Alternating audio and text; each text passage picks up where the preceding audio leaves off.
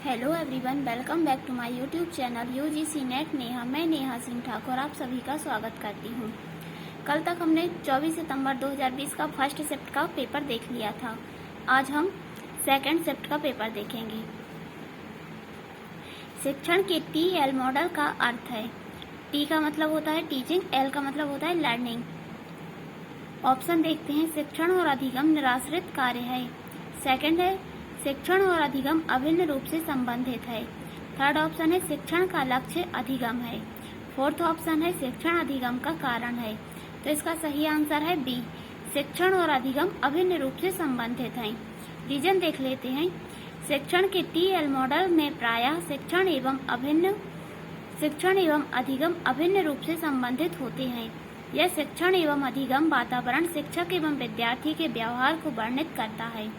यह पूर्व एवं उत्तर शिक्षण योजना निर्माण तथा शिक्षण क्रियान्वयन में सहायक होते हैं, जो विद्यार्थियों को सुगम अधिगम प्रदान करने में सहायक भूमिका निभाते हैं।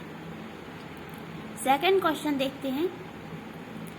अधिगमकर्ता की निम्नलिखित विशेषताओं में से उन विशेषताओं की पहचान कीजिए जो क्षेत्र स्वायत्त अधिगमकर्ता से संबंधित हैं। ऑप्शन देखते हैं। तथ्यों और सिद्धांतों पर ध्यान केंद्रित करता है। अवधारणाओं और सामग्रियों के वैश्विक पहलुओं को समझता है। थर्ड ऑप्शन है प्रतिस्पर्धा करने को अधिमानता देता और पसंद करता है। फोर्थ ऑप्शन है स्वयं द्वारा सूचना व्यवस्थित कर सकती है। फिर फिफ्थ ऑप्शन है सहयोग करना पसंद करता है। इसका सही आंसर है सी। सी में कौन कौन से ऑप्शन आएंगे? ए, सी और डी। ए में दिया है तथ्यों और सिद्धांतों पर ध्यान केंद्रित करता है। सी में दिया है प्रतिस्पर्धा करने को अधिमानता देता है और पसंद करता है। और डी में दिया है स्वयं द्वारा सूचना व्यवस्थित कर सकती है। रीजन देखते हैं। क्षेत्र स्वायत्त अधिगमकर्ता स्वतंत्र रूप से रहने पर जोर देता है और शिक्षकों द्वारा दूसरे अध्यापकों पर कम निर्भर रहते हैं। यह आसपास के क्षेत्र से अलग एवं स्वसंचित परिस्थिति में काम करना पसंद करते हैं। यह आपसी स्पर्धा के लिए तथ्यों तथा सिद्धांत आधारित ज्ञान पर निर्भर रहते हैं। थर्ड क्वेश्चन देखते हैं। नीचे दी गई सूचना में से किसी प्रभावी शिक्षक की शैली संबंधित प्रवीणताएं कौन सी मानी जाती हैं? ऑप्शन देखते हैं। व्यवस्थित व्यवहार, जिसका अर्थ है क्रमानुसार, स्पष्ट और नियंत्रणाधीन होना। सेकंड ऑप्शन है साक्षरता, जिसका अर्थ है सामान्य तथा वाचन और लेखन में कुशलता। थर्ड ऑप्शन है आत्म सामर्थ्य, जिसका तात्पर्य है किसी व्यक्ति की किसी कार्य को निष्पादित करने की आत्म प्रत्यक्षीकृत क्षमता। फोर्थ ऑप्शन है नम्रता, जिसका अर्थ है संवेदनशील और मृदु होना। फिफ्थ ऑप्शन है मूल्यांकन और फीडबैक प्रदान करना। राइट आंसर देखते हैं। राइट आंसर है ए। ए और डी। ए और डी ऑप्शन देखते हैं। ए में दिया गया है कि व्यवस्थित व्यवहार, जिसका अर्थ है क्रमानुसार, स्पष्ट और नियंत्रणाधीन होना। और डी में दिया है नम्रता, जिसका अर्थ है संवेदनशील और मृदु होना। रीजन देखते हैं। प्रभावी शिक्षक की शैलियाँ उसका कौशल व ज्ञान है जो एक शिक्षक को सफल बनाती हैं। अधिगम को प्रभावी तथा विद्यार्थियों की समझ के अनुरूप बनाने के लिए शिक्षक को शैली के सभी पहलुओं की जानकारी होना अनिवार्य है। शिक्षक का व्यक्तित्व भी अधिगमकर्ता को प्रभावित करने में सहायक है। प्रभावी शिक्षक की शैली संबंधित प्रवीणताएं निम्न हैं। व्यवस्थित व्यवहार, जिसका अर्थ है क्रमानुसार, स्पष्ट और नियंत्रणाधीन होना। सेकंड ऑप्शन क्या है? नम्रता, जिसका अर्थ है संवेदनशील और मृदु होना। फोर्थ क्वेश्चन में मैचिंग दी गई है। नामिक, क्रमिक, अंतराल और अनुपात। इनका हम मैचिंग देख लेते हैं। मापनी के प्रकार और उनकी विशेषताएं।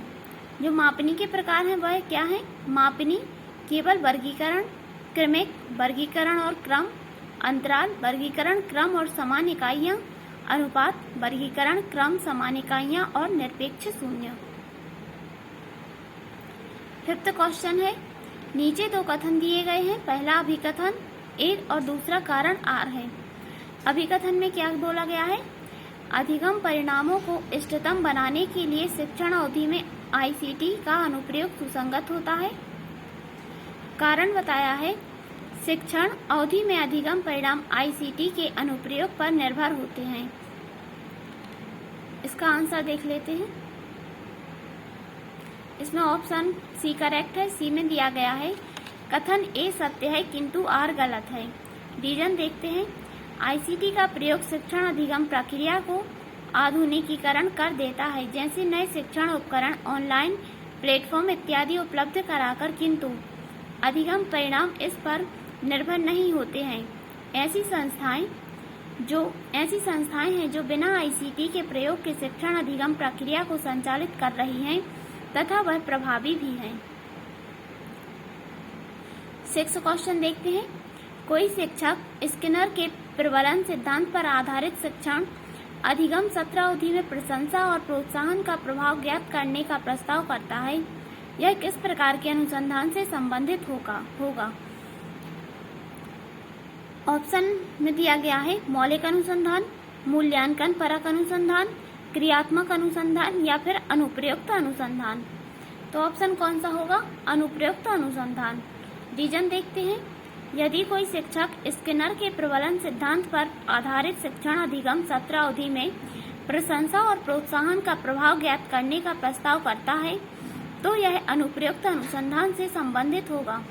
अनुप्रयुक्त शोध का प्रयोग समाज द्वारा सामना की जा रही विशेष व्यावहारिक समस्याओं के समाधान के लिए किया जाता है।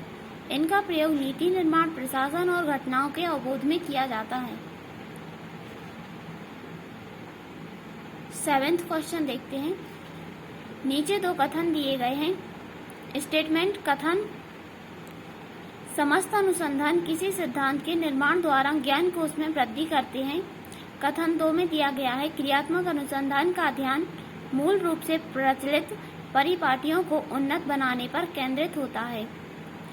उपर्युक्त कथनों के आलोक में निम्नांकित में से सही उत्तर चुनें। तो ऑप्शन कौन सा? डी में क्या दिया गया है? कथन 1 असत्य है किंतु कथन 2 सही है। इसमें से जो कथन फर्स्ट है वो सही है, लेकिन जो सेकंड है वो सही है।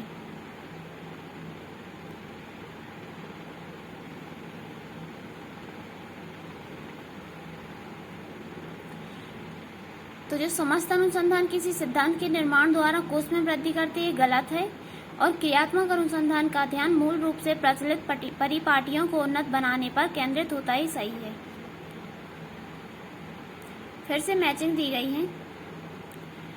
जो शोध समस्या है, पहले प्रमुख अनुसंधान पद दिया गया है, फिर उसका विवरण। तो जो शोध समस्या है वो क्या है? शोध प्रश्न जिसका उत्तर दिया जाता है। और शोध परिकल्पना किसी शोध प्रश्न का कोई अनंतिम समाधान या उत्तर। अध्ययन का प्रतिदर्श किसी परिभाषित समुच्चय का समग्र में से लिया गया उपसमुच्चय। शोध उपकरण प्रविधियां जिनका प्रयोग करके आंकड़े एकत्रित किए जाते हैं। 9वां क्वेश्चन देखते हैं। परिकल्पनात्मक निगमनात्मक शोध में अपनाए जाने वाले सोपान निम्नानुसार हैं। ऑप्शन देखते हैं। किसी शोध समस्या को अभिज्ञात करना और परिभाषित करना, समग्र को परिभाषित करना और उसमें से उपसमुच्चय निकालना। थर्ड दिया है समुचित शोध उपकरणों के अनुप्रयोगों द्वारा आंकड़ा संग्रहण तत्पश्चात आंकड़ों का विश्लेषण। डी ऑप्शन है परिकल्पना निर्माण और शोध का विकल्प विकसित करना। और ई ऑप्शन है H0 मतलब शून्य परिकल्पना। H0 के माध्यम से मुख्य शोध परिकल्पना पर कोई निर्णय लेना। जिसका सही आंसर है ए। बताना क्या है? शोध के सोपानों का सही क्रम दर्शाने वाले नीचे दिए गए विकल्पों में से सही उत्तर चुनें। A, D, B, C, E ए इनका क्रम है। देखते हैं। परिकल्पनात्मक निगमनात्मक शोध मात्रात्मक परिमाणात्मक शोध में अपनाए जाने वाले सोपान निम्नवत हैं। किसी शोध समस्या को अभिज्ञात करना और परिभाषित करना, परिकल्पना निर्माण और शोध का अभिकल्प विकसित करना, समग्र को परिभाषित करना और उसमें से उपसमुच्चय मतलब प्रतिदर्श निकालना, समुचित शोध उपकरणों के अनुप्रयोग द्वारा आंकड़ा संग्रहण तत्पश्चात आंकड़ों का विश्लेषण। फिर लास्ट में आएगा शून्य परिकल्पना को किसे दर्शाते हैं? H0 के माध्यम से शोध परिकल्पना पर कोई निर्णय लेना। ठीक है एवरीवन। बाय। आज के लिए इतना काफ़ी है। आज डिस्क्रिप्शन में आपको लिंक मिल जाएगी, यदि इसकी PDF चाहिए हो तो देख लेना।